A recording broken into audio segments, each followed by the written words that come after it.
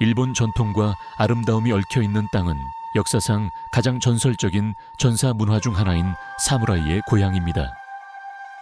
그러나 그들의 이야기는 단순한 전투의 이야기만이 아닙니다. 그것은 명예, 충성, 그리고 자기 수양의 끊임없는 추구를 통한 여정이었습니다. 오늘 우리는 사무라이의 진정한 본질을 밝혀봅니다. 그들이 겸손한 하인에서 일본의 영혼을 지키는 전사로 성장하기까지의 과정입니다. 하지만 일본 역사에서 중요한 역할을 한 또 다른 존재, 닌자는 어떨까요? 은밀하게 활동하며 전쟁의 흐름을 바꿔놓은 그들의 전략은 무엇이었을까요? 이번 영상에서는 사무라이와 닌자의 전설적인 등장과 그들의 정신이 오늘날 현대 일본에 어떻게 영향을 미쳤는지 탐구합니다. 예술, 철학, 심지어 기업 문화까지 그들의 유산이 살아 숨쉬고 있는 이 이야기를 함께 나누어 봅시다. 파트 1. 일본 사무라이의 전설적인 출현. 일본은 그 어떤 나라와도 다른 독특한 역사와 문화를 자랑하는 땅입니다. 이 땅에서 사무라이라는 전사는 단순히 전투의 주인공을 넘어서 그 시대를 상징하는 존재였습니다. 일본의 전통과 아름다움이 어우러지는 가운데 사무라이의 정신과 역할은 오늘날까지도 깊이 새겨져 있습니다. 그러나 이 전설적인 존재들이 처음 등장했을 때의 역할은 우리가 아는 것과는 다르게 다소 평범했습니다. 사무라이라는 단어는 그 자체로 섬긴다는 뜻을 내포하고 있습니다. 초창기 사무라이들은 봉건 영주나 황제를 섬기고 농민들에게 세금을 징수하는 중요한 역할을 맡았습니다. 그러나 이 단순한 역할이 시간이 지나면서 변화하기 시작했습니다. 그들이 단순히 세금 징수와 법 집행을 담당하는 것에서 무력으로 질서를 지키는 강력한 전사로서의 자리를 확립하게 된 것입니다. 이 과정에서 사무라이들은 그들의 무술을 연습하고 군사적 능력을 기르기 시작했습니다. 처음에는 상류층의 명령을 따르는 단순한 무사였지만 점차 사무라이들은 사회적 역할을 넘어서 일본 사회의 지배적인 계급으로 자리 잡았습니다. 그들의 주요 임무는 단순히 봉건 영주를 보호하는 것이 아니라 질서와 관습을 지키며 영주를 충실히 섬기는 것이었습니다. 이 시대의 사무라이들은 단순히 싸움에 능한 전사들만이 아니었습니다. 그들은 봉건 영주의 권력을 지키고 정치적 동맹을 유지하며 문화적인 역할까지 수행했습니다. 사무라이의 진정한 특징은 그들의 무사정신에 있었습니다. 사무라이들이 지닌 무술은 단순히 전투를 위한 기술이 아니었습니다. 그것은 정신적인 수련과 결합된 삶의 철학이었습니다.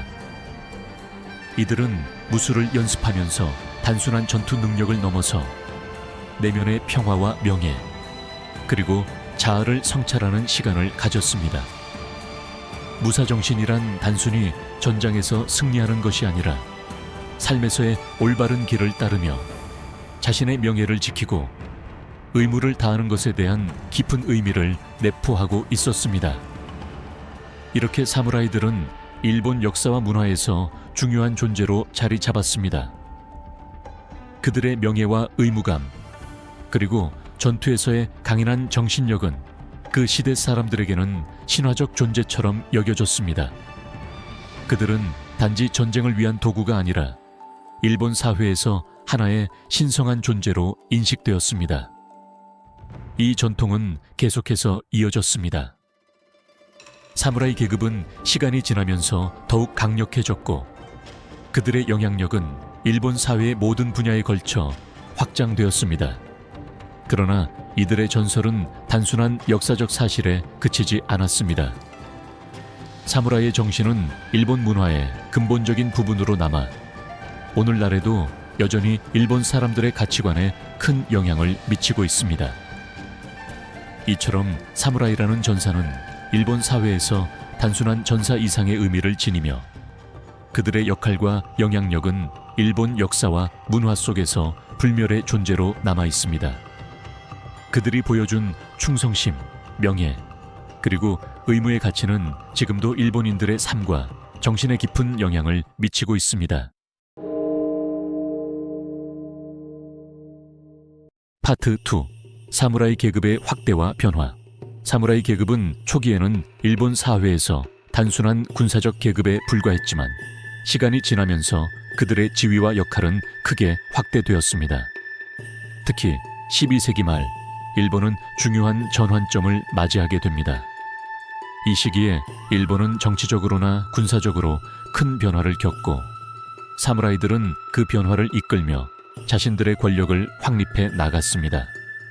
1885년 미나모토 가문이 전투에서 승리하고 미나모토 노 요리토모는 일본 최초의 대장군 쇼군 칭호를 받으며 일본의 군사적 지도자로서 자리 잡게 됩니다. 미나모토의 승리는 일본 역사에서 중요한 의미를 지닙니다. 이는 사무라이 계급이 일본 정치의 중심에 서게 된 첫 번째 순간으로 사무라이들이 더 이상 단순한 전투의 도구가 아니라 국가의 권력을 지배하는 엘리트 계급으로 자리매김한 시점이었습니다. 이후 사무라이들은 봉건 사회의 핵심 구성 요소로 떠오르며 그들의 지위와 영향력은 점차 확대되었습니다. 봉건 영주들은 사무라이들을 고용하고 그들의 군사적 지원을 받으며 자신의 세력을 확장했습니다. 이에 따라 사무라이들은 단순히 군사적 의무를 넘어서 정치적, 경제적 역할을 맡게 되었으며 그들은 일본 사회에서 독특한 위치를 차지하게 되었습니다. 사무라이의 계급은 점차 고귀한 귀족 계급과 비슷한 위상을 얻게 되었고 그들의 영향력은 일본 사회 전반에 걸쳐 확대되었습니다. 사무라이 계급의 확장은 또한 일본 경제에 큰 영향을 미쳤습니다. 사무라이들은 농민들에게서 세금을 징수하는 역할을 맡았고 이는 그들의 부를 축적하는 데 중요한 기여를 했습니다. 그러나 세금 징수는 항상 평화롭지 않았습니다. 때로는 농민들과의 충돌이 일어나기도 했으며 이를 해결하기 위한 무력 사용이 필요할 때도 있었습니다. 그러나 이러한 과정에서 사무라이들은 강력한 군사적 역할을 수행하면서도 동시에 사회 질서의 유지자로서의 역할도 다하게 되었습니다. 이들은 단순히 무력으로 세상을 지배하는 것이 아니라 사회적 안정과 질서를 지키는 중요한 역할을 맡고 있었습니다. 사무라이 계급의 성장은 또한 일본의 정치 체제 변화와 밀접하게 연결되어 있습니다. 당시 일본은 여러 봉건 영주들이 각기 다른 지역을 지배하는 체제를 가지고 있었는데 이들은 서로 간의 권력 다툼을 벌였고 이에 따라 일본 전역에서 크고 작은 전쟁들이 일어나게 되었습니다. 하지만 사무라이들은 이러한 전쟁에서 중요한 역할을 했습니다. 그들은 다이묘, 봉건 영주들에게 충성을 맹세하고 전투에서 그들의 영토와 권력을 지키기 위해 싸웠습니다. 이 과정에서 사무라이들은 점차적으로 그들의 군사적 경험과 능력을 통해 정치적으로도 강력한 위치를 점하게 되었습니다. 미나모토의 승리는 일본 역사에서 중요한 전환점이었으며 그 이후 일본은 사무라이 계급이 주도하는 시대가 시작되었습니다. 그들은 단순한 전사들만이 아니었습니다. 그들은 봉건 영주와의 충성 관계를 바탕으로 일본 정치와 사회에서 중요한 역할을 맡으며 일본의 역사와 문화를 형성하는 데 큰 영향을 미쳤습니다. 그들의 존재는 일본 사회에서 중요한 위치를 차지하며 그들의 명예와 의무는 이후 일본 역사 속에서 계속해서 이어졌습니다.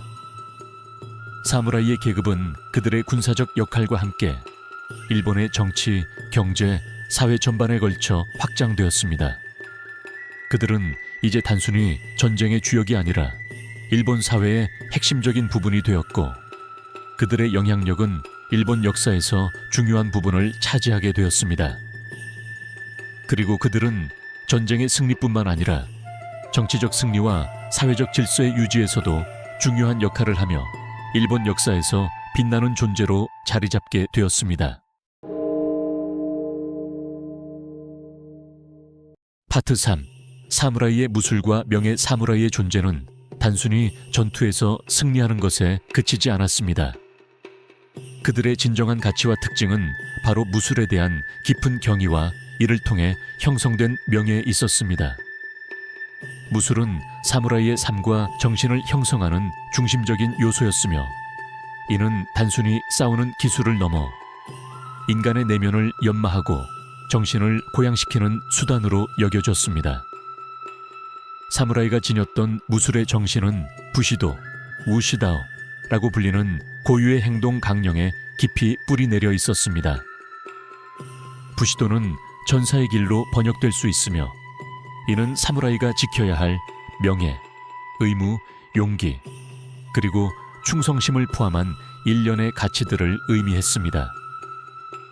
부시도는 그 자체로 사무라이에게 있어 삶의 지침서였으며, 그들이 행동하는 모든 방식에 영향을 미쳤습니다.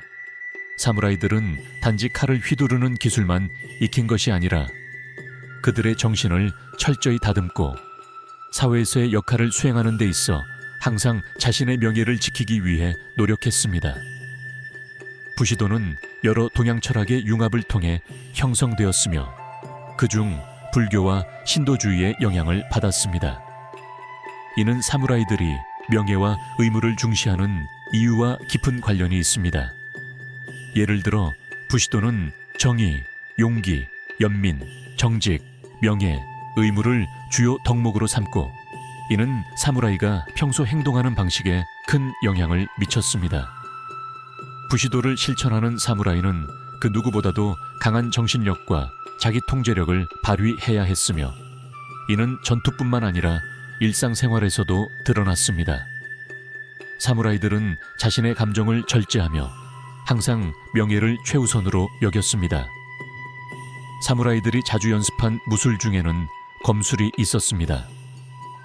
검술은 사무라이의 가장 중요한 기술 중 하나였으며, 이는 단순한 전투 기술을 넘어 정신적인 연마의 수단이기도 했습니다. 검술에서 가장 중요한 것은 단순히 상대방을 처치하는 것이 아니라 그 과정에서 자신을 통제하고 내면의 평화를 찾는 것이었습니다. 사무라이들은 검술 훈련을 통해 자신만의 심리적 상태를 조절하고 수양을 얻으려 했습니다. 이는 무술이 단순히 신체적인 기술을 넘어서 정신적인 수련의 영역으로 발전한 것을 의미합니다. 사무라이의 명예를 지키는 또 다른 중요한 부분은 세푸쿠, 케푸라는 자살 의식에 있었습니다. 이는 사무라이가 자신의 명예를 더 이상 지킬 수 없을 때 스스로 목숨을 끊는 의식이었습니다. 세푸쿠는 단순히 자살이 아니라 자신의 명예를 회복하기 위한 최후의 방법으로 여겨졌습니다. 사무라이들은 자신이 어떤 실수나 불명예를 범했다고 느낄 때 세푸쿠를 통해 자신의 명예를 회복하고자 했습니다. 이 의식은 사무라이들이 얼마나 명예를 중시했는지를 상징적으로 보여주는 예입니다. 세푸쿠는 사무라이 사회에서 중요한 의식으로 그들의 정신적인 강인함과 명예를 지키기 위한 결단력을 나타내었습니다. 사무라이들은 무술을 배우면서 단순히 싸움의 기술을 익힌 것이 아니라 자신의 내면을 정화하고 인간으로서의 덕목을 쌓아갔습니다. 그들은 전투에서 칼을 휘두르지만 그 칼은 결코 무분별하게 사용되지 않았습니다. 칼은 사무라이에게 있어서 단순한 무기가 아니라 그들의 명예와 정신을 상징하는 중요한 도구였습니다. 그들은 칼을 다룰 때마다 자신이 지닌 내면의 가치를 확인하고 이를 통해 더욱 강한 정신력을 기를 수 있었습니다. 부시도의 정신은 그들이 일상에서 어떻게 행동해야 하는지, 그리고 전장에서 어떻게 싸워야 하는지를 지시하는 철학이었습니다. 사무라이들은 이 철학을 바탕으로 단순한 전사에서 벗어나 문화와 예술에도 깊은 영향을 미쳤습니다. 예를 들어 사무라이들은 서예와 그림을 배웠으며, 이는 그들이 무술과 함께 정신적인 수련을 병행했음을 보여줍니다. 이러한 예술적 활동은 사무라이들이 내면의 평화를 찾고 삶의 의미를 탐구하는 과정의 일환이었습니다. 이러한 사무라이의 무술과 명예는 단순한 역사적 사실이 아닙니다. 그것은 오늘날까지도 일본 문화 속에서 중요한 가치로 남아 있습니다. 사무라이의 정신과 그들이 지키고자 했던 명예는 여전히 일본 사회에서 중요한 위치를 차지하고 있으며 그들의 유산은 현대 일본인의 삶의 방식에도 여전히 영향을 미치고 있습니다. 사무라이들이 남긴 무사정신은 그들이 전투에서 이룬 승리뿐만 아니라 그들의 내면적 강인함과 명예를 중요시한 삶의 방식에서도 깊은 의미를 지닌다고 할 수 있습니다. 파트 4.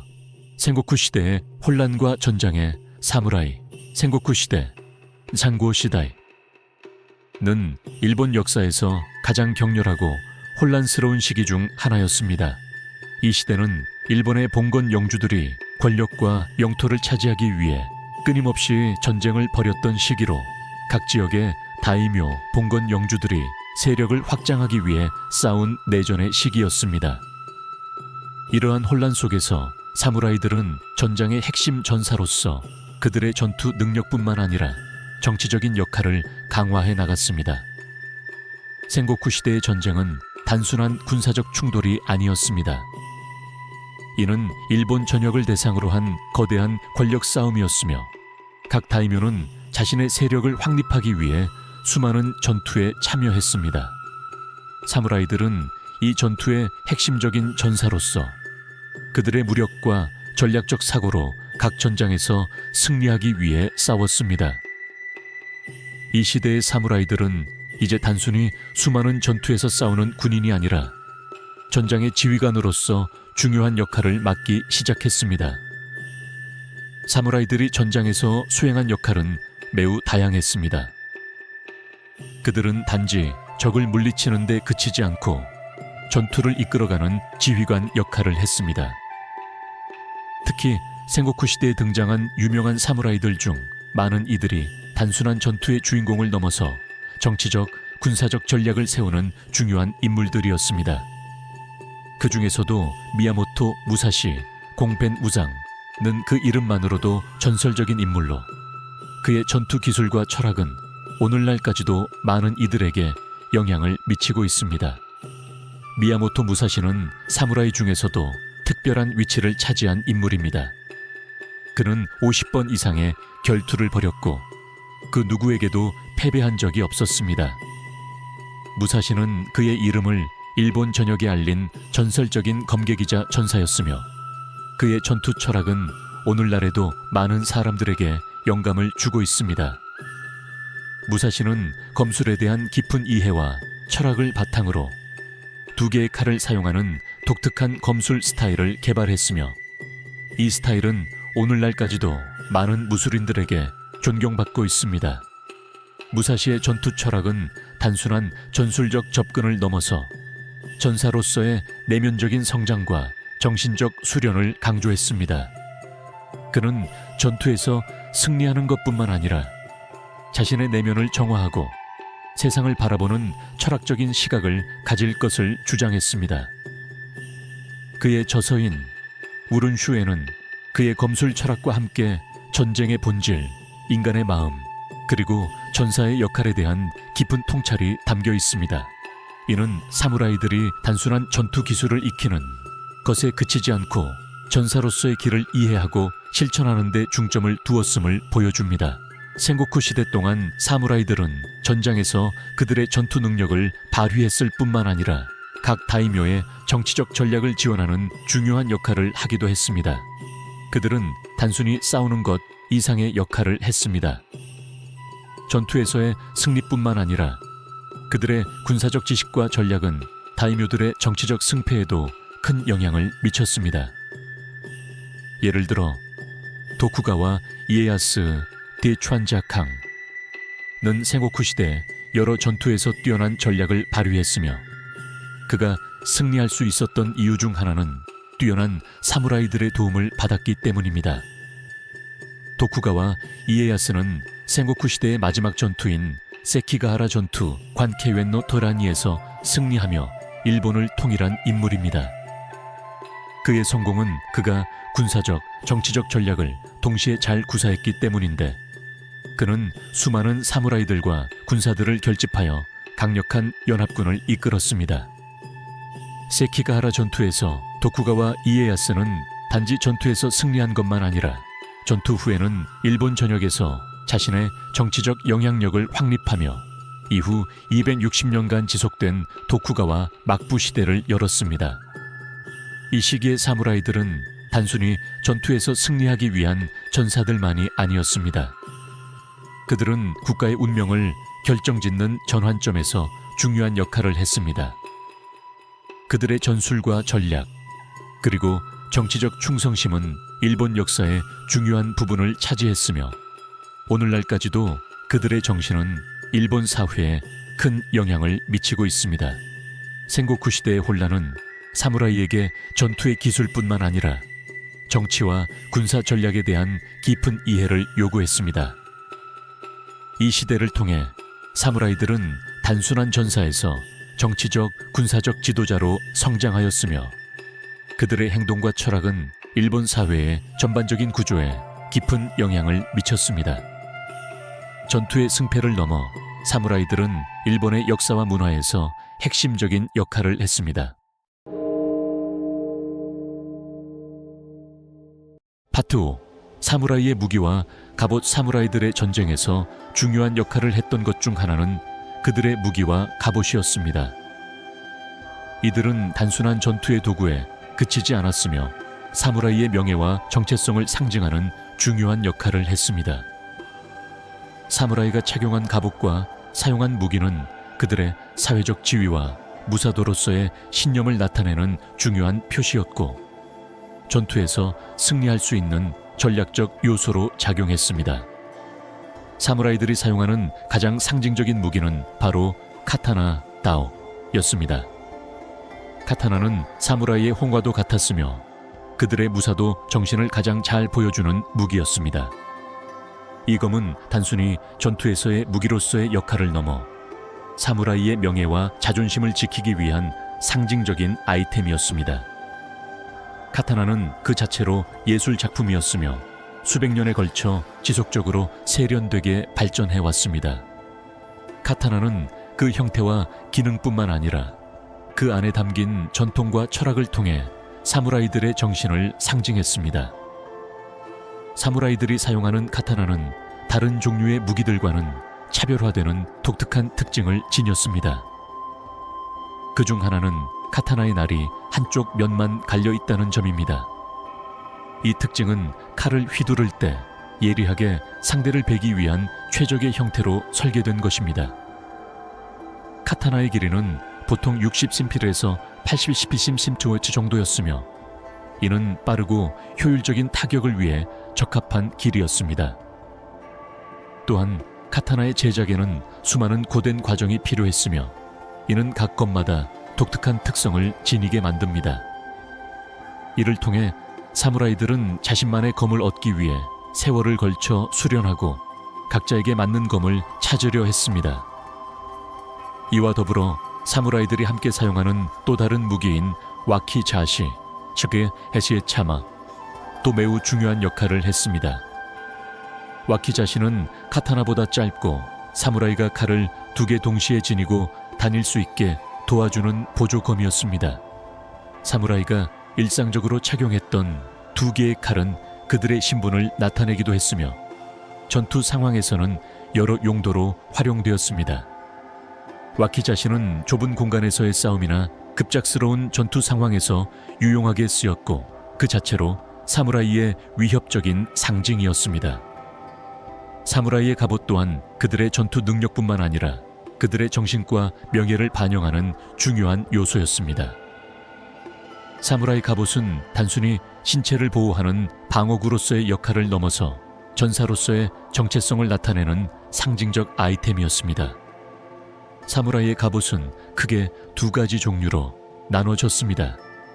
하나는 전투에서 직접 사용되는 도시카시, 동차와 카타키 제니드로 이루어진 기본 갑옷이었고, 또 다른 하나는 화려한 장식과 함께 사무라이의 계급을 나타내는 장식적 갑옷이었습니다. 사무라이의 갑옷은 주로 강철과 나무, 가죽 등을 사용하여 제작되었으며 그 형태는 시대에 따라 다소 변화를 겪었습니다. 초기에는 비교적 간단한 형태였으나 시간이 지나면서 점점 더 복잡하고 방어력을 강화한 형태로 발전했습니다. 갑옷은 사무라이의 신체를 보호하는 역할을 했지만 그들의 기동성을 보장할 수 있도록 설계되었습니다.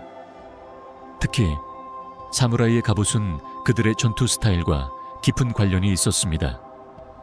그들의 무술이 빠르고 민첩하게 적을 처리하는 데 초점을 맞췄기 때문에 갑옷은 그들의 움직임을 방해하지 않도록 설계되었습니다.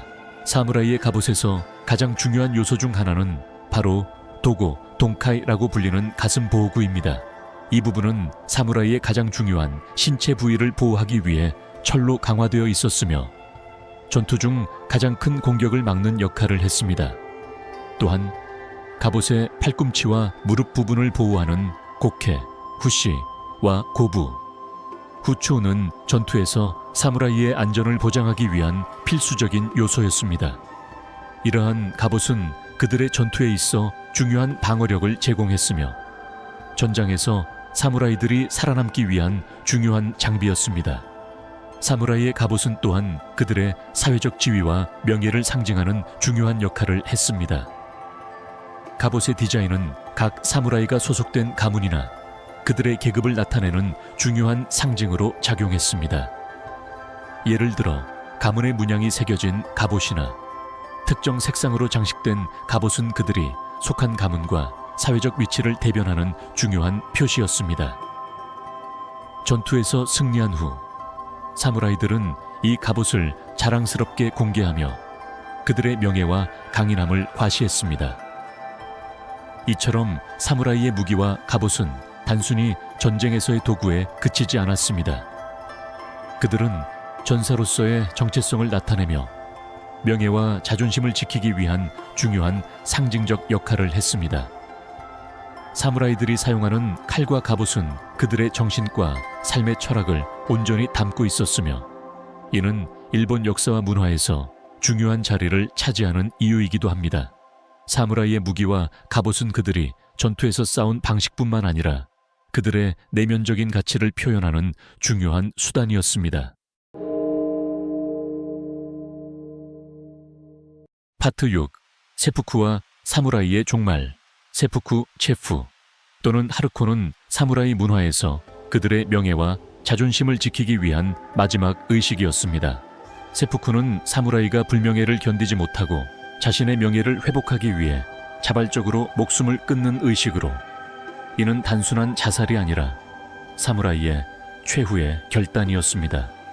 이 의식은 사무라이들이 가진 명예에 대한 극단적인 존중을 보여주며 사무라이 정신의 핵심적인 부분을 나타냅니다. 세푸쿠는 그 자체로 깊은 철학적 의미를 내포하고 있었습니다.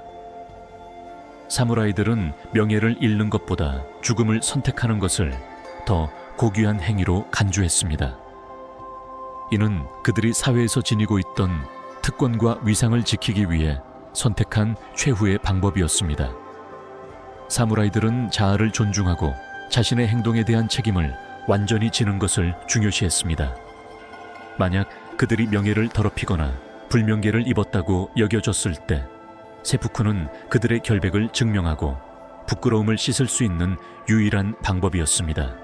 세푸쿠는 사무라이들의 삶과 죽음을 지배한 명예의 코드로서 그들의 가슴 깊숙이 새겨진 무사도 정신을 반영합니다. 사무라이들이 세푸쿠를 선택하는 이유는 그들이 지닌 의무와 명예에 대한 강력한 감정에서 비롯되었습니다. 그들에게 명예는 그 무엇보다 소중한 것이었으며 이는 죽음을 통해서도 지켜야만 했습니다. 세푸쿠는 단순히 죽음을 선택하는 것이 아니라 자신이 짊어지고 있던 의무와 명예를 온전히 다한 후에 고귀하게 떠나는 행위였습니다. 세푸쿠의 의식은 매우 엄격하고 형식적이었습니다. 이 의식은 보통 2명 이상의 사람들이 지켜보는 가운데 진행되었습니다. 세푸쿠를 수행하는 사람은 칼을 자신의 배에 찔러 넣어 자신을 치명적인 부상에 이르게 했으며 그 과정에서 명예와 평온을 얻으려 했습니다. 때로는 세키모토라 불리는 동료 사무라이가 이 의식을 돕기 위해 함께 참여하기도 했습니다. 이들은 세푸쿠를 하는 사람의 고통을 덜어주기 위해 목을 절단해주는 역할을 했습니다. 이 과정은 사무라이들 간의 강력한 동료애와 명예를 공유하는 방법으로 여겨졌습니다. 그러나 세푸쿠는 모든 사무라이들이 선택하는 길은 아니었습니다. 사무라이들은 때로는 명예를 지키기 위해 죽음을 택하지 않고 다른 방법으로 살아남으려 했습니다. 예를 들어 세푸쿠를 피하기 위해 스스로 다른 직업을 찾거나 도망쳐서 론인 방랑자이 되는 경우도 있었습니다. 론인은 주인을 잃은 사무라이를 의미하는데 이들은 일정 기간 동안 주인을 잃고 떠도는 삶을 살게 되었습니다.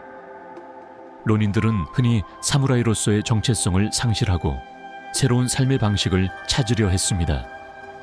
그들 중 일부는 용병이나 경호원으로 일하며 생계를 이어갔고 일부는 범죄 집단에 가담하기도 했습니다. 사무라이 계급의 쇠퇴는 일본 역사에서 중요한 전환점을 나타냅니다. 17세기 초 도쿠가와 이에야스의 승리로 일본은 일시적인 평화를 맞이하게 되었고 이후 도쿠가와 막부가 권력을 잡으면서 사무라이 계급은 서서히 소멸하게 됩니다.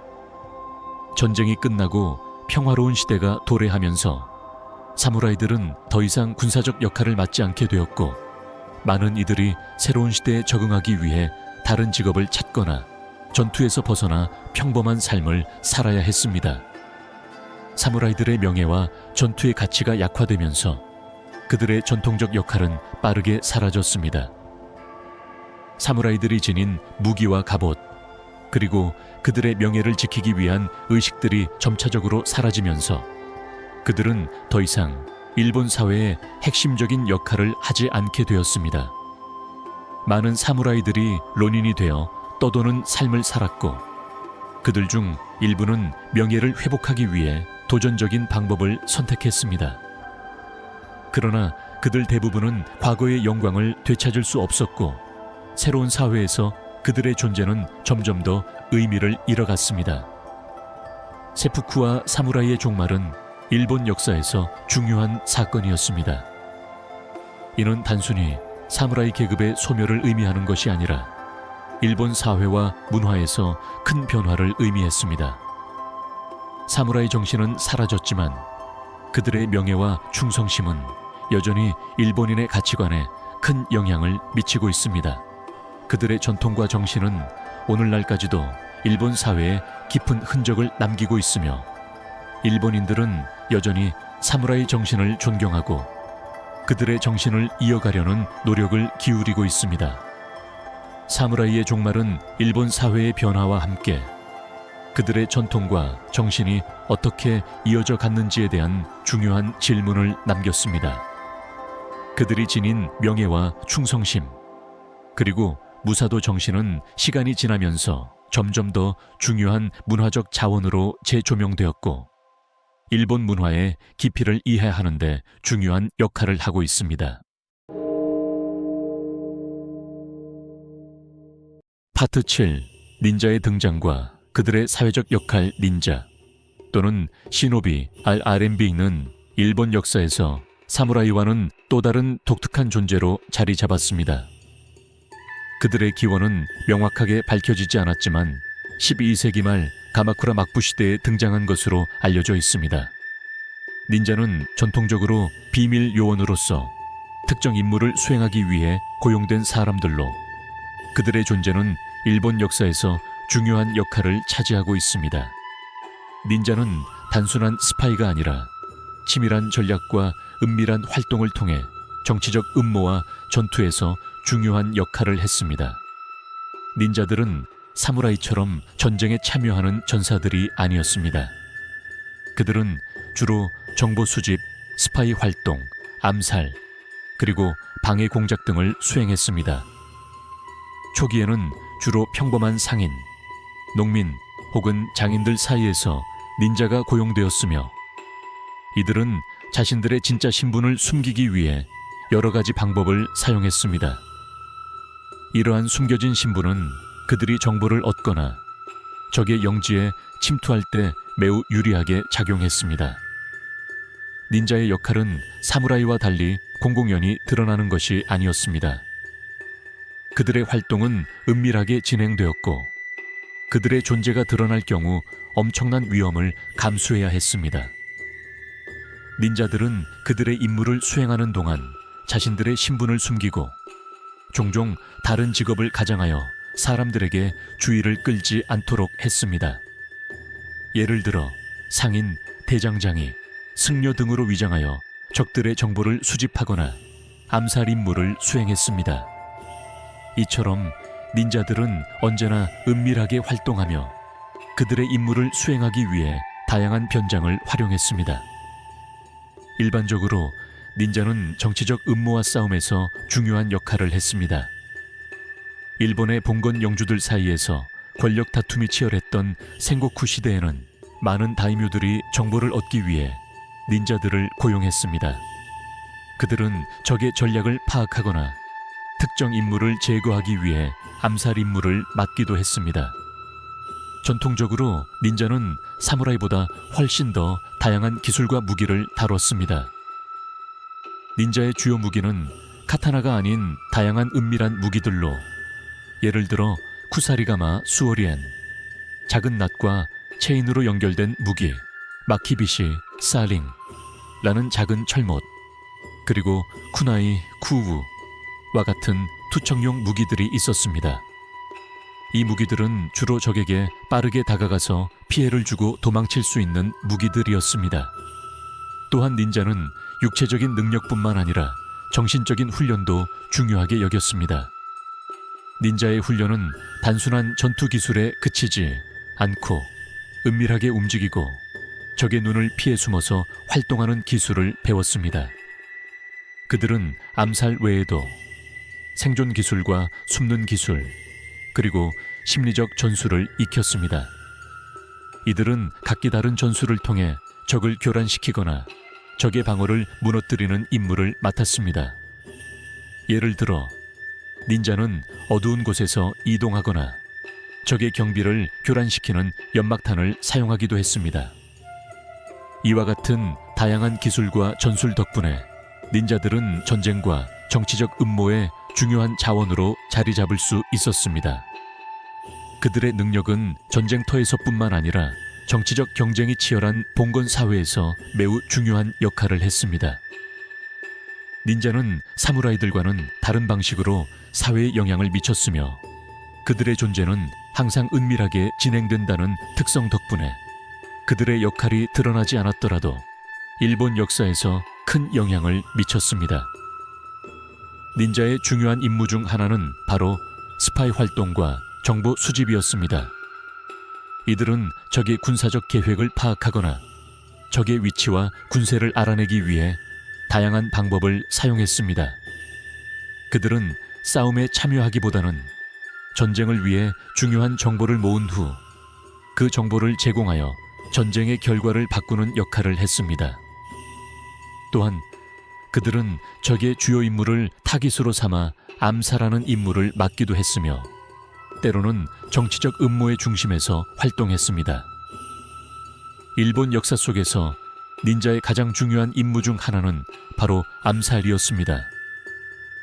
닌자는 비밀리에 적을 제거하는 임무를 맡았으며 때로는 한 사람을 죽이는 것뿐만 아니라 전체 전투의 승패를 좌우하는 중요한 임무를 수행했습니다. 암살은 단순히 적을 죽이는 것이 아니라 심리적으로 적의 군대나 정치적 세력을 교란시키는 중요한 역할을 했습니다. 이를 통해 닌자는 전쟁을 이끌어 나가는 중요한 무기였으며 그들의 활동은 종종 전투의 흐름을 바꿀 정도로 중요한 역할을 했습니다. 사무라이와 달리 닌자는 전통적으로 부유한 가문이나 명예를 가진 계층에서 나온 인물이 아니었습니다. 오히려 그들은 상류 사회에서 벗어나 하층 계급에서 비롯된 경우가 많았습니다. 그들의 임무는 주로 봉건 영주들에 의해 고용되었으며 때로는 특정 가문의 충성을 맹세한 후 그들의 일을 수행했습니다.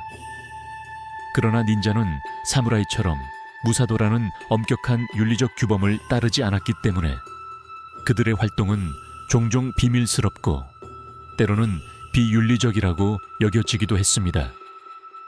이는 그들이 사무라이와는 다른 더 자유롭고 독립적인 역할을 수행했음을 의미합니다. 닌자는 시대가 지나면서 사라졌지만 그들의 전설은 일본 문화 속에서 여전히 살아있습니다. 그들의 신비한 능력과 고유의 기술은 영화, 문학, 그리고 현대 대중문화에서 끊임없이 다루어지고 있으며 여전히 많은 사람들에게 매혹적인 존재로 남아 있습니다. 그들의 존재는 일본 역사에서 중요한 역할을 했으며 사무라이와 함께 일본 전사의 상징적인 이미지를 형성하는 데 중요한 기여를 했습니다. 파트 8. 닌자의 무술과 비밀 무기 닌자는 단순히 스파이나 암살자에 그치지 않았습니다. 그들은 고유의 무술과 비밀 무기를 사용하여 전투에서 중요한 역할을 했습니다. 그들이 사용하는 무기와 기술은 전통적인 사무라이와는 다르게 더 은밀하고 교묘한 특성을 지니고 있었습니다. 닌자의 무술은 종종 적을 빠르고 효과적으로 처리하고 그들이 맡은 임무를 성공적으로 완수할 수 있도록 돕는 중요한 요소였습니다. 닌자들이 사용한 대표적인 무기 중 하나는 바로 쿠사리가마, 수어리엔입니다. 쿠사리가마는 작은 낫과 체인으로 연결된 무기인데 이는 적에게 빠르게 접근하여 피해를 주고 그 후 체인으로 적을 끌어당겨 칼을 사용해 제압하는 방식으로 사용되었습니다. 이 무기는 사용자가 매우 숙련되어야만 효율적으로 다룰 수 있는 도구였고 닌자들이 적에게 쉽게 다가가며 동시에 전투의 판도를 바꿀 수 있는 중요한 무기였습니다. 체인이 끊어지거나 무기로 잘못 사용하면 그 자체로 위험한 도구가 될 수 있지만 닌자들은 이를 절묘하게 사용하여 목표를 효과적으로 제거했습니다. 또 다른 중요한 무기는 마키비시, 사링입니다. 마키비시는 작은 철못이나 가시를 지닌 무기로 적이 추적하거나 쫓아올 때 그들의 발을 다치게 하는 역할을 했습니다. 마키비시는 은밀하게 적의 경로에 배치되어 추적자가 발을 들여놓을 때마다 심각한 부상을 입히게 만들었습니다. 이를 통해 닌자는 적을 물리치는 것이 아니라 그들의 기동력을 방해하고 은밀하게 탈출할 수 있는 기회를 마련했습니다. 쿠나이 히쿠우 역시 닌자 무기 중 하나로 작은 칼처럼 생겼지만 던져서 사용할 수 있는 특성을 지니고 있었습니다. 쿠나이는 주로 적의 중요한 부위나 방어를 뚫기 위한 도구로 사용되었으며 전투에서의 긴박한 상황 속에서 빠르고 정확하게 적을 공격할 수 있었습니다. 특히 쿠나이는 그 자체로도 위협적인 무기지만 동시에 닌자들이 가진 다양한 전술적 전략을 활용하는 데 중요한 역할을 했습니다. 닌자의 또 다른 대표적인 무기는 쇼리켄, 쇼리켄, 즉 수리검입니다. 수리검은 그 형태가 작은 별 모양을 하고 있어 던지기 용으로 적합했으며 적의 눈이나 주요 부위를 정확히 타격하는 데 사용되었습니다. 수리검은 비록 물리적 피해를 입히는 힘은 적었지만 적의 심리를 교란시키거나 방어의 틈을 만들기 위한 전략적 무기로 자주 사용되었습니다. 이 무기들은 단순히 전투를 위한 도구에 그친 것이 아니라 닌자가 전장에서 적을 속이고 혼란을 일으키며 전략적으로 임무를 수행하기 위해 고안된 도구들이었습니다. 닌자는 이 무기들을 마스터하고 그들의 은밀한 특성을 최대한 활용하여 전투를 유리하게 이끌었습니다. 그들은 무기를 통해 상대방을 물리치는 것뿐만 아니라 심리적으로도 상대방을 압박하며 목표를 달성하기 위해 끊임없이 전략을 바꾸고 조정했습니다. 닌자들이 사용한 무기 외에도 그들이 실천한 전술과 전략은 매우 독창적이었습니다. 닌자들은 단순히 무기를 사용하는 것에 그치지 않고 적의 경계와 움직임을 파악하고 이를 교묘하게 이용하는 방법을 익혔습니다. 그들은 사무라이와는 다른 방식으로 전투에 임했으며 전투의 판도를 바꾸는 독특한 전술을 구사했습니다. 예를 들어 닌자는 연막탄을 사용해 시야를 차단하고 적의 혼란을 유도하며 은밀하게 임무를 수행했습니다. 또한 그들은 다양한 함정과 덫을 설치하여 적을 압박하고 공격할 수 있는 기회를 만들었습니다. 닌자들이 훈련한 무술과 전술은 단지 신체적인 능력을 키우는데 그치지 않았습니다. 그들의 훈련은 정신적, 심리적인 준비도 포함되어 있었으며 그들은 전투에서의 승리를 위해 내면적인 준비를 철저히 했습니다. 닌자들은 각기 다른 환경에서 생존하고 적을 처리할 수 있는 능력을 키우기 위해 극한의 상황에서 훈련을 받았습니다. 그들은 지형을 이용한 전술, 숲이나 절벽을 오르는 전술, 그리고 피로와 배고픔을 견디는 생존 기술을 익혔습니다. 이러한 훈련을 통해 닌자는 언제나 적과의 대치 상황에서 승리할 수 있도록 준비되었습니다. 닌자의 훈련은 또한 암살 기술과 밀접한 관련이 있었습니다. 그들은 적의 주요 인물을 제거하기 위한 정밀한 기술을 훈련했고 이를 위해 다양한 무기뿐만 아니라 기회를 잘 포착할 수 있는 감각도 연마했습니다. 닌자의 암살은 단순히 적을 죽이는 것에 그치지 않았습니다. 그들은 적의 심리를 분석하고 그들이 방심할 때를 잘 파악하여 최고의 타이밍에 암살을 성공적으로 이끌어냈습니다.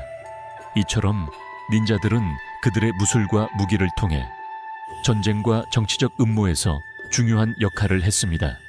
그들이 사용하는 다양한 무기와 전술은 그들만의 독특한 방식으로 적을 제압하며 일본 역사 속에서 중요한 역할을 했습니다.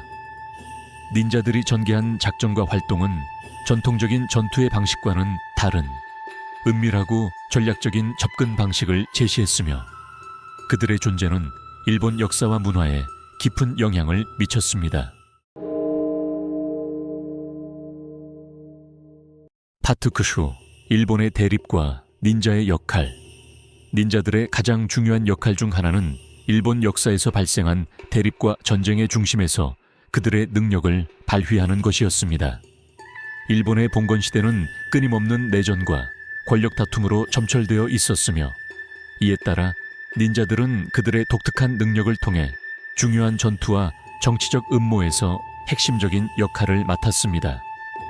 그들은 전쟁터에서 싸우는 사무라이와는 다른 방식으로 싸웠으며 이들의 활동은 일본의 정치적 지형을 바꾸는 데 큰 영향을 미쳤습니다.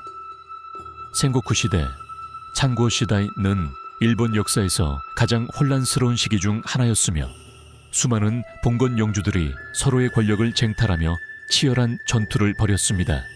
이 시기에 닌자들은 각 영주들에 의해 고용되어 중요한 임무를 수행했습니다. 닌자들은 전투에서의 직접적인 싸움보다 더 중요한 역할을 했습니다. 그들의 주요 임무는 적의 군사 계획을 수집하고 정치적 음모를 도와주며 중요한 인물들을 제거하는 일이었습니다.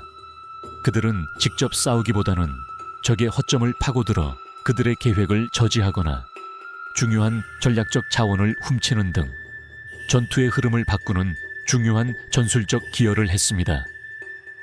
닌자들의 존재는 특히 전쟁 중의 스파이 활동에서 두드러졌습니다. 그들은 정보 수집, 적의 동태 파악, 그리고 적의 전략을 교란시키는 데 뛰어난 능력을 발휘했습니다. 전쟁에서 정보를 어떻게 취급하느냐는 승패를 좌우할 수 있는 중요한 요소였기 때문에 닌자들의 정보전은 그 자체로 매우 중요한 전투 방식이었습니다. 닌자들은 종종 적의 진영에 숨어 들어가 적의 배치, 병력수, 무기 보유량 등 중요한 정보를 빼내어 자신의 고용주에게 전달하는 임무를 수행했습니다. 이 정보들은 후속 전투에서 전략적 우위를 점하는 데 필수적인 역할을 했습니다.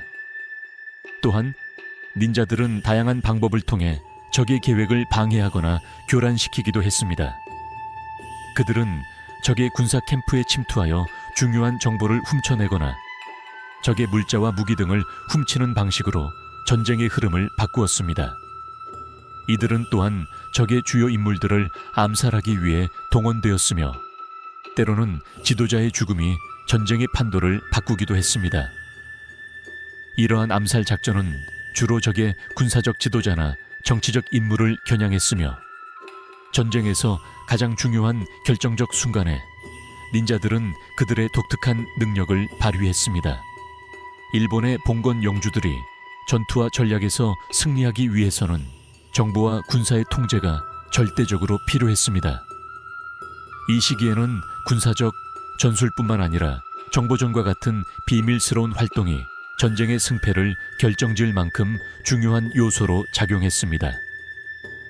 닌자들은 바로 이러한 정보전과 암살 작전에서 그들의 뛰어난 능력을 발휘하며 봉건 영주들이 싸우는 전쟁의 결정적인 순간에 큰 영향을 미쳤습니다. 닌자들은 사무라이들이 할 수 없는 역할을 맡았고 그들의 은밀한 작전과 전략적 사고는 일본 역사에서 빼놓을 수 없는 중요한 부분을 차지합니다. 그러나 닌자의 역할은 전쟁에서만 그친 것이 아닙니다. 그들은 또한 정치적 음모와 반란의 중심에서도 중요한 역할을 했습니다. 일본의 봉건 시대는 항상 불안정한 정치 상황과 권력 다툼이 이어졌으며 이는 종종 닌자들을 포함한 비밀 요원들에 의해 좌우되었습니다. 닌자들은 다양한 방법으로 정치적 음모를 꾸미고 반란을 일으킬 기회를 엿보았습니다. 그들은 때로는 왕위 계승 문제나 정치적 경쟁에서 중요한 역할을 하기도 했으며 자신들의 고용주나 상급자의 이익을 위해 행동했습니다. 또한 일본 역사에서 닌자의 가장 중요한 특성 중 하나는 그들이 자신의 임무를 수행하는 데 있어 무자비하거나 냉정한 태도를 취했다는 점입니다. 닌자들은 사무라이들과 달리 명예와 도덕적 가치보다 실용적인 면을 우선시했습니다. 그들의 목표는 항상 임무를 성공적으로 완수하는 것이었으며 이를 위해 필요한 수단과 방법을 가리지 않았습니다. 이는 닌자들이 사무라이와는 다른 철학을 가지고 있었음을 보여줍니다. 사무라이가 명예를 중시하고 의무에 충실했던 것과 달리 닌자는 목표를 달성하기 위해 어떠한 수단을 동원할지에 대해 유연한 사고를 가졌습니다. 이러한 특성은 닌자들이 후에 전설적인 존재로 자리 잡는 데 큰 기여를 했습니다. 그들은 전쟁터에서는 물론 일본 사회의 다양한 층에서 중요한 역할을 수행하며 그들의 이름은 지금까지도 전설처럼 회자되고 있습니다. 닌자들은 그들의 은밀한 활동과 전술적 기여를 통해 일본 역사에서 빼놓을 수 없는 중요한 존재로 남아 있습니다. 오늘날에도 닌자의 이미지는 일본 문화에서 강력한 상징으로 여겨지고 있으며 그들의 전술과 정신은 여전히 많은 사람들에게 영감을 주고 있습니다. 파트셴, 닌자의 정신과 그들의 코드 닌자의 존재는 단지 군사적 또는 정보적 기능을 넘어서 그들만의 고유한 정신과 삶의 철학을 내포하고 있었습니다. 사무라이들이 무사도라는 고유의 행동 강령을 따랐다면 닌자들은 자신들만의 독특한 코드와 원칙을 가지고 있었습니다. 이 코드 또는 닌자도 렌저더는 사무라이의 무사도와는 다르게 생존과 실용적인 목적을 중심으로 한 철학이었습니다. 닌자의 정신은 전통적인 가치관보다 더 실용적이고 임무 수행을 위한 철저한 계획과 유연한 사고를 강조했습니다. 닌자도는 절대적인 명예를 추구하기보다는 자신이 수행하는 임무를 성공적으로 완수하는 것을 가장 중요한 목표로 삼았습니다. 그들은 생명과 죽음, 명예와 배신, 그리고 의무와 개인의 생존 사이에서 절묘하게 균형을 맞추려 했습니다.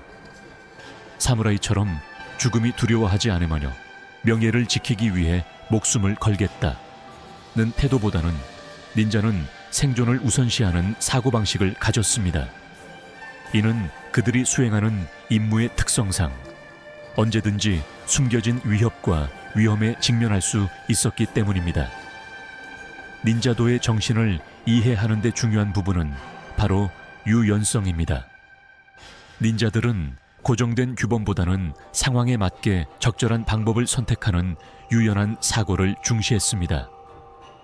예를 들어 닌자들은 상대방의 약점을 파고들어 은밀하게 임무를 수행할 수 있어야 했으며 때로는 비정상적이고 예상치 못한 방법을 사용하기도 했습니다. 그들의 주요 목표는 임무를 성공적으로 완수하는 것이었기 때문에 어떤 수단이든 적합하다면 사용할 수 있다는 사고방식이 지배적이었습니다. 이러한 유연한 사고와 임무 중심의 정신은 닌자들을 단순한 전사에서 전략가이자 정보 수집가로 변화시켰습니다. 그들은 전쟁의 판도를 바꿀 수 있는 중요한 정보를 수집하고 적을 무너뜨리기 위해 극단적인 방법을 동원하기도 했습니다.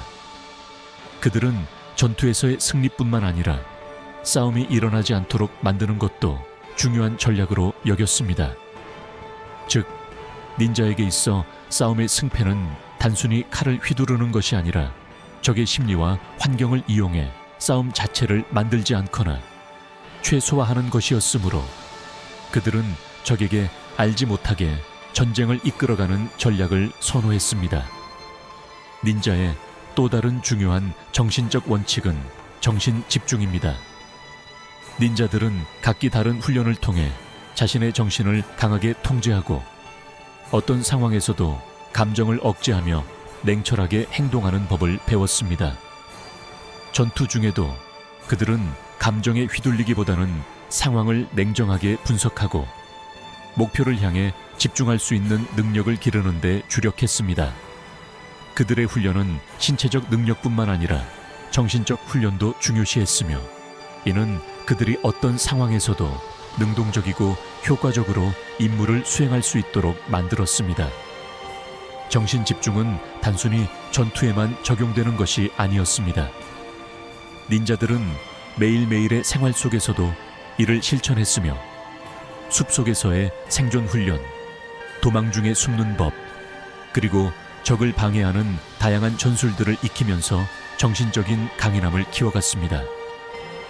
그들은 항상 자신이 처한 환경에서 벗어나지 않도록 언제든지 변할 수 있는 상황에 맞춰 행동할 수 있는 능력을 길렀습니다. 닌자도의 또 다른 중요한 부분은 기밀입니다. 닌자들은 비밀을 지키는 데 있어 최고의 전문가였으며 그들의 임무는 철저하게 숨겨졌습니다. 이들은 자신들의 신분을 드러내지 않으며 임무 수행 중에 다른 사람들에게 알아지지 않도록 세밀하게 계획을 세웠습니다. 이는 그들이 암살을 수행할 때나 적의 계획을 엿볼 때 가장 중요한 특성이었습니다. 닌자는 전투에서 승리하기 위해 상대방에게 아무런 흔적도 남기지 않아야 했고 그들은 자신이 남긴 모든 흔적을 지우는 기술을 완벽히 익혔습니다. 또한 닌자들은 교활함과 창의성을 중요한 미덕으로 여겼습니다. 그들은 항상 예기치 못한 방법을 사용하여 적을 압박하고 공격하기 전에 충분한 정보를 확보하는 데 주력했습니다. 닌자의 훈련에서 중요한 것은 체력 단련뿐만 아니라 전략적인 사고, 즉 상대의 예상과 상반되는 방법을 택하여 적을 혼란스럽게 만드는 것이었습니다. 그들은 싸우기 전부터 적을 혼란에 빠뜨려 전투를 유리하게 이끌 수 있는 방법을 항상 고려했습니다. 그러나 닌자도의 가장 중요한 점은 바로 목표 달성에 대한 끊임없는 집착입니다. 닌자들은 그들의 임무를 완수하는 데 모든 것을 걸었습니다. 그들이 임무를 수행할 때는 개인적인 감정이나 욕망을 내려놓고 오로지 목표를 달성하기 위해 최선을 다했습니다. 그들은 자신의 역할을 철저하게 이해하고 어떤 위험이든 감수하며 임무를 수행할 준비가 되어 있었습니다. 이와 같은 닌자도의 정신은 단순히 전사로서의 삶을 넘어 일본 사회에서 중요한 역할을 하며 그들의 전술적, 전략적 기여를 극대화했습니다. 닌자들은 명예와 정의보다는 결과를 중시하며 그들의 존재는 역사 속에서 전설적인 아이콘이 되었습니다. 닌자들의 정신은 단지 그들이 전쟁에서 어떻게 싸웠는지에 관한 것만이 아니라 그들이 전개한 은밀한 작전과 전략적인 사고를 통해 일본 사회와 역사를 형성하는 데 중요한 영향을 미쳤습니다. 파트 1은 사무라이와 닌자, 그리고 일본 문화의 유산 사무라이와 닌자는 각각 일본 역사에서 중요한 역할을 했지만 그들이 남긴 유산은 단순히 역사적 사실에 그치지 않았습니다. 그들의 정신과 행동은 일본 문화와 철학, 그리고 사회 구조에 깊이 뿌리내려 있으며 오늘날까지도 그들의 영향은 여전히 강하게 이어지고 있습니다. 사무라이와 닌자의 전통은 일본인의 가치관을 형성하는 중요한 기초가 되었고 그들의 명예, 충성심, 그리고 철저한 자기 수양은 일본 사회의 핵심적인 부분으로 자리 잡았습니다. 사무라이의 정신은 부시도, 우시다오, 즉 전사의 길로 나타났습니다. 부시도는 사무라이들이 따라야 할 행동 강령이자 그들의 모든 삶과 전투에서 중요한 기준이었습니다. 부시도는 명예, 의무, 용기, 정직, 연민 등을 포함한 덕목을 중요시했습니다. 사무라이들은 단순히 전투에서의 승리를 넘어서 자신들의 내면적인 성장과 정신적인 수양을 통해 그들의 가치를 실현하려 했습니다. 부시도는 사무라이들이 어떻게 삶을 살아야 하는지에 대한 철학적 지침을 제공했으며 이는 일본인들에게 개인적인 존엄성과 공동체에 대한 책임을 강조하는 역할을 했습니다. 일본 문화에서 사무라이 정신은 오늘날에도 여전히 살아있습니다. 예를 들어 일본의 전통 예술인 칼리그래피 서예와 꽃꽂이, 이케바나는 사무라이들의 철학과 연관이 깊습니다. 서예에서는 글자의 형태가 아니라 그 글자가 내포하는 의미와 정신을 중시하며 이케반에서는 꽃을 단순히 장식하는 것이 아니라 그 꽃을 통해 자연의 아름다움과 평화를 전달하려는 정신이 강조됩니다. 이러한 예술은 사무라이들이 강조했던 미학과 정신적 수양의 연장선상에 있으며 일본 사회에서 명예와 질서, 그리고 아름다움에 대한 가치를 고수하는 방법을 가르쳐 줍니다. 사무라이 정신의 영향은 일본의 군사와 정치 시스템에도 깊이 뿌리내려 있었습니다. 일본의 봉건 사회는 사무라이 계급을 중심으로 운영되었으며 그들은 군사적 역할뿐만 아니라 정치적 책임도 지고 있었습니다. 사무라이 계급이 물러난 후에도 일본 사회는 여전히 그들의 가치관을 이어갔으며 군사적 훈련과 국가에 대한 충성심은 일본의 군대와 정부 시스템에 깊은 영향을 미쳤습니다. 또한 일본의 다양한 사회적 규범과 직업 윤리는 사무라이들이 지닌 명예의식과 책임감을 기반으로 형성되었습니다. 반면 닌자는 사무라이와는 다른 방식으로 일본 문화에 영향을 미쳤습니다. 닌자의 정신은 유연성과 실용성을 강조했으며 그들의 은밀한 활동은 전쟁의 승패를 결정짓는 중요한 요소로 자리 잡았습니다. 닌자들의 전략적 사고와 기밀을 중시하는 태도는 일본의 역사적 발전과 함께 계속해서 영향을 미쳤습니다. 특히 일본의 전통적인 전술과 전략, 그리고 정보전의 개념은 닌자들의 활동에서 큰 영감을 받았습니다. 그들의 은밀한 행동과 전략은 오늘날까지도 군사 전략이나 심리 전쟁의 중요한 사례로 언급되며 현대 일본의 정보 사회에서도 여전히 그들의 정신은 이어지고 있습니다. 닌자들의 존재와 정신은 대중문화에서도 큰 영향을 미쳤습니다. 일본의 영화, 만화, 소설 등에서 닌자는 종종 주인공으로 등장하며 그들의 뛰어난 전술과 은밀한 작전은 많은 사람들에게 영감을 주었습니다. 일본의 유명한 미디어 작품인 닌자와 사무라이가 결합된 닌자 전사와 같은 캐릭터들은 일본 외의 다른 문화에서도 큰 인기를 얻었으며 일본 문화의 고유한 특징을 세계적으로 알리는 데 중요한 역할을 했습니다. 사무라이와 닌자 모두 일본 전통 문화의 중요한 상징적 존재들입니다. 그들은 단순히 전사나 전투의 주인공이 아니라 그들의 철학과 정신을 통해 일본 사회의 가치를 형성하는 데 기여한 인물들이었습니다.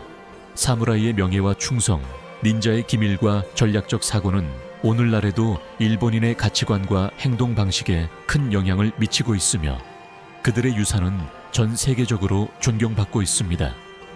사무라이와 닌자 각각의 정신이 일본 사회에서 어떻게 융합되어 발전해 왔는지, 그리고 그들이 남긴 유산이 일본 문화에 끼친 영향을 되새기는 것은 일본의 역사와 문화를 깊이 이해하는 데 중요한 열쇠가 될 것입니다. 그들의 전설과 철학은 단지 역사 속의 이야기가 아니라 현재에도 여전히 살아 숨쉬고 있으며 일본인들에게는 영감을 주는 중요한 문화적 자원으로 자리 잡고 있습니다. 파트 12. 일본의 근대화와 사무라이의 소멸. 사무라이와 닌자들은 일본 봉건 사회에서 중요한 역할을 했지만 일본의 근대화가 시작되면서 그들의 시대는 서서히 막을 내리게 되었습니다.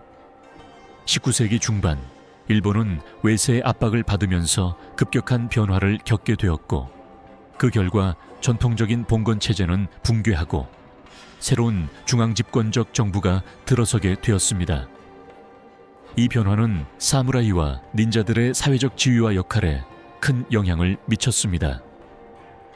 특히 1853년 미국의 매튜 페리 제독이 일본에 강제로 개항을 요구하며 일본은 외국과의 무역을 재개하게 되었습니다. 이는 일본에 고립된 봉건 사회를 끝내고 서구의 산업화와 군사적 압력에 직면하게 만든 중요한 전환점이었습니다. 그 결과 일본은 더 이상 자신만의 전통적인 군사적 체제를 유지할 수 없었고 근대화를 위한 필수적인 개혁이 시작되었습니다. 이러한 변화의 중심에는 1868년의 메이지 유신, 밍즈 웨이신이 있습니다. 메이지 유신은 일본이 봉건제를 폐지하고 근대 국가로 거듭나는 중요한 시기였으며 사무라이 계급의 소멸을 의미하는 사건이었습니다. 일본은 중앙 집권적인 정부로서 서구의 산업화, 군사력 강화, 교육체계 개편 등을 통해 급속히 근대화의 길을 걸었습니다. 그러나 이러한 변화는 사무라이 계급에게는 심각한 위협이었으며 그들의 전통적인 역할은 끝나게 되었습니다. 메이지 유신은 사무라이들의 경제적, 군사적 기반을 급격히 변화시켰습니다.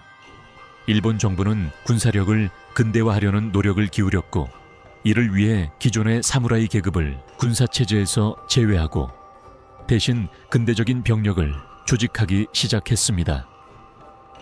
새로운 정부는 현대적인 군대와 무기체계를 도입하면서 기존의 사무라이들이 가지던 전투와 군사적 역할을 더 이상 필요로 하지 않게 되었습니다. 사무라이들은 대부분 그들의 생계를 유지할 방법을 잃고 전통적인 역할을 수행할 수 없게 되었습니다. 이로 인해 많은 사무라이들은 자격을 상실하고 새로운 사회에서 살아남기 위한 방법을 찾기 시작했습니다. 일부는 상인이나 공무원으로 전환하거나 농민으로 돌아가기도 했습니다. 그러나 그들의 전통적인 명예와 역할이 사라지면서 많은 사무라이들이 상실감을 느꼈고 심지어 일부는 자살을 선택하기도 했습니다. 사무라이 계급의 해체는 그들의 명예와 자존심에 큰 타격을 주었고 그들이 평생을 바쳤던 군사적, 정치적 역할이 사라지면서 많은 이들이 새로운 시대에 적응하기 어려워했습니다. 이를 상징적으로 보여주는 사례가 바로 로닌 랑렌입니다. 로닌은 주인을 잃은 사무라이들을 의미하며 이들은 대개 방랑자나 용병으로 살아가게 되었습니다. 많은 론인들은 전통적인 삶을 포기하고 새로운 사회적 지위와 정체성을 찾기 위해 고군분투했습니다. 론인들은 일본 사회에서 낮은 계층으로 취급받았고 그들의 명예와 자존심은 땅에 떨어졌습니다. 사무라이 계급의 멸망은 일본 사회와 문화에 큰 영향을 미쳤습니다. 사무라이들이 상징하는 명예, 충성, 자기 수양의 정신은 일본 문화에서 중요한 가치로 남아 있었지만 더 이상 그것을 실천할 필요가 없어진 새로운 시대의 도래를 알렸습니다. 일본은 이제 전통적인 봉건적 질서에서 벗어나 산업화된 국가로서의 길을 걸어야 했습니다. 사무라이의 해체와 일본의 근대화 과정은 또한 일본 군사 및 외교 정책에 중요한 영향을 미쳤습니다. 근대화된 일본 군대는 더 이상 전통적인 사무라이 방식으로 운영되지 않았고 서구의 군사 체계를 따르게 되었습니다. 새로운 군대는 철저히 훈련된 군인들로 구성되었으며 이는 일본이 제국주의로 나아가는 길에 중요한 기초가 되었습니다. 20세기 초 일본은 이미 세계 강국 중 하나로 자리 잡고 있었으며 사무라이 시대는 역사 속으로 사라지게 되었습니다. 하지만 사무라이 정신은 완전히 사라지지 않았습니다. 일본의 근대화 과정에서 그들이 남긴 유산은 여전히 일본인의 삶과 가치관에 깊은 영향을 미쳤습니다. 사무라이들의 명예와 충성심, 그리고 자기 수양의 정신은 일본 문화 속에서 계속해서 살아있으며 오늘날에도 일본 사회의 중요한 부분을 차지하고 있습니다. 예를 들어 일본의 기업 문화에서는 사무라이 정신이 여전히 중요한 가치로 여겨지며 많은 일본인들이 그들의 명예와 충성심을 바탕으로 일하는 방식을 선호합니다. 사무라이와 닌자의 시대는 끝났지만 그들의 정신과 가치는 일본 문화와 사회에서 계속해서 영향을 미치고 있습니다. 그들의 유산은 일본의 전통 예술, 군사 전략, 심지어 현대의 기업 문화에도 깊이 배어 있으며 일본 사람들의 자긍심과 정체성의 일부로 남아 있습니다. 사무라이 정신은 단지 과거의 전사들의 이야기가 아니라 오늘날까지도 일본 사회에 강력한 영향을 미치는 중요한 가치입니다. 파트 23. 일본 문화에서 사무라이와 닌자의 현대적 재조명. 사무라이와 닌자는 일본 역사에서 중요한 역할을 했지만 그들의 유산은 단지 과거의 이야기에 그치지 않고 오늘날에도 강력한 영향을 미치고 있습니다. 일본 문화에서 그들이 차지했던 위치와 역할은 현대에도 여전히 그들의 정신적 유산이 살아있는 예술, 문학, 영화, 그리고 심지어 기업 문화에까지 뚜렷하게 반영되고 있습니다. 사무라이와 닌자의 정신은 단순히 과거를 장식하는 전설이 아니라 일본 사회의 중요한 구성 요소로 계속해서 존재하고 있습니다. 사무라이 정신의 현대적 재조명. 사무라이 정신은 일본 사회에서 여전히 중요한 역할을 하며 특히 일본의 기업 문화와 사람들의 행동 양식에 영향을 미치고 있습니다. 일본의 기업들은 사무라이 정신을 바탕으로 직장에서의 충성, 정직, 책임감을 매우 중요하게 여깁니다. 많은 일본인들은 사무라이가 중요시했던 명예와 의무감을 기업 환경에서도 실천하려 노력하며 이는 직장 내에서의 강한 팀워크와 상호 존중을 만들어냅니다. 또한 일본의 현대적 가치 체계에서도 사무라이 정신은 여전히 중요한 영향을 미칩니다.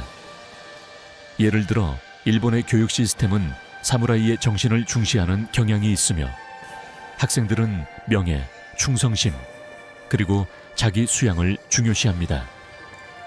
이러한 요소들은 일본 사회 전반에 걸쳐 뿌리 깊이 자리 잡고 있으며 특히 가족, 직장, 사회적 책임감에서 드러납니다.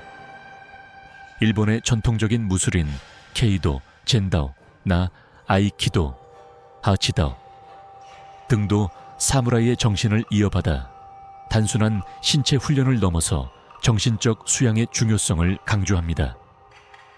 이들 무술은 명예와 존경, 그리고 자아 수양을 실천하는 과정으로 사무라이들이 전장에서 보여준 부시도의 정신을 현대 사회에 적용한 예로 볼 수 있습니다. 전통적인 무술을 배우는 사람들은 단순히 기술을 익히는 것이 아니라 인간으로서의 덕목을 배우고 그것을 일상생활에서 실천하려 노력합니다. 닌자 문화의 현대적 인기 한편, 닌자는 현대 대중문화에서 강력한 상징적 존재로 자리 잡고 있습니다. 영화, 만화, 비디오 게임 등에서 닌자는 종종 신비롭고 강력한 전사로 등장하며 전 세계적으로 인기 있는 캐릭터로 재탄생하고 있습니다.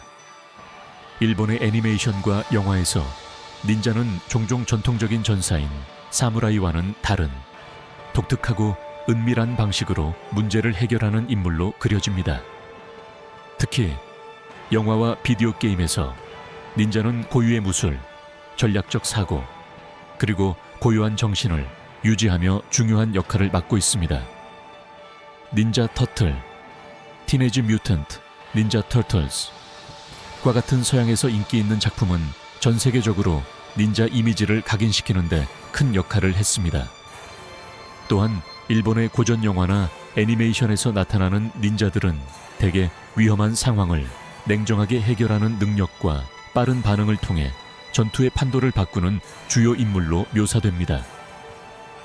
이는 닌자가 지닌 전략적 사고와 생존 능력을 현대 사회에서도 여전히 매력적인 특성으로 강조하는 예입니다. 닌자들의 정신과 기술은 최근에도 여러 비즈니스와 개인적인 개발에서 영감을 주고 있습니다.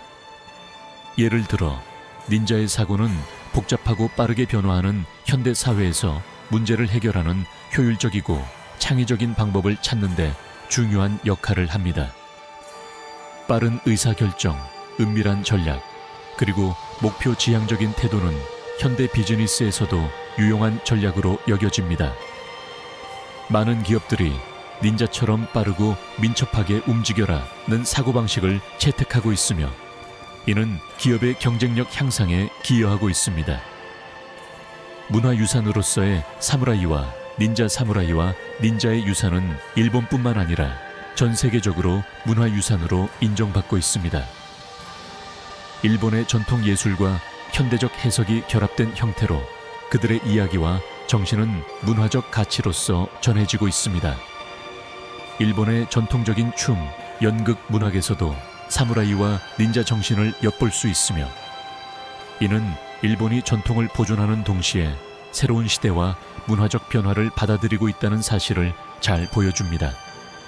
특히 일본의 전통적인 무술과 문화는 일본을 대표하는 중요한 문화유산으로서 국제적으로도 많은 관심을 받고 있습니다. 사무라이 정신을 바탕으로 한 일본의 전통적인 무술, 예술, 문학은 일본만의 독특한 문화적 매력을 형성하고 있으며 이를 통해 세계 사람들이 일본 문화에 대해 더욱 깊이 이해할 수 있도록 합니다. 사무라이와 닌자의 이야기는 그 자체로 흥미로운 전설로 남아있으며 이를 현대적인 관점에서 새롭게 해석하고 확장하는 작업은 계속해서 이루어지고 있습니다. 이들은 단지 과거의 역사적 인물이 아니라 일본 문화의 상징적 존재로서 오늘날에도 여전히 강력한 영향을 미치고 있습니다. 일본의 글로벌 문화 영향, 오늘날 사무라이와 닌자는 일본을 넘어 전 세계적으로 그들의 철학과 정신을 공유하는 역할을 합니다. 일본 영화, 문학, 만화, 그리고 비디오 게임은 사무라이와 닌자 문화를 세계에 소개하고 있으며 많은 사람들이 일본의 전통과 정신을 배우고 이해하는 데 큰 도움이 되고 있습니다. 이러한 글로벌 영향력은 일본 문화의 세계적 인지도를 높이는 데 중요한 역할을 하며 다양한 문화와 사회가 일본의 사무라이와 닌자 정신을 자신들의 문화적 가치와 연결시키는 계기를 제공합니다. 결국 사무라이와 닌자라는 두 전통적인 전사의 이야기는 일본 문화의 중요한 일부로 남아있으며 현대 사회와 문화 속에서 그들이 남긴 유산은 여전히 살아 숨 쉬고 있습니다. 이들의 정신은 과거와 현대를 잇는 중요한 가교 역할을 하며 일본이 세계에 전하는 핵심적인 가치들을 대표하고 있습니다. 오늘 사무라이와 닌자의 전설적인 이야기와 그들의 정신을 함께 나눠본 시간이 여러분에게 흥미롭고 깊이 있는 시간이 되었기를 바랍니다. 이 채널에서는 일본의 역사, 문화, 그리고 전설 속 숨겨진 이야기를 매주 새롭게 전해드립니다. 구독 버튼을 눌러서 더 많은 전설적인 이야기들을 놓치지 마세요. 여러분의 생각과 감상을 댓글로 남겨주세요. 여러분과 함께 더 많은 신비로운 이야기를 나누며 더 깊은 탐구를 이어가겠습니다. 구독 버튼을 클릭하여 신비한 연대기의 다음 이야기를 기다려주세요. 그럼 다음 영상에서 또 만나요. 감사합니다.